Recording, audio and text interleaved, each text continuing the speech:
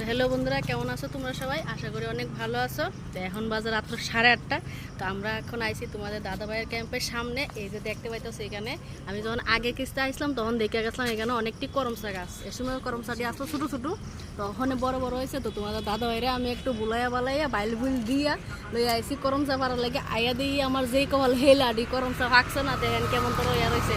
যদি ফাঁকছে হ্যাঁ মানুষে আইতে যাইতে গাড়ি থামাইয়া থামাইয়া বলে লইয়া জায়গা, তখন যদি আছে আমার কপাল আমি ইডি খামো। দেখেন এত শুকা শুকা মা গো মা।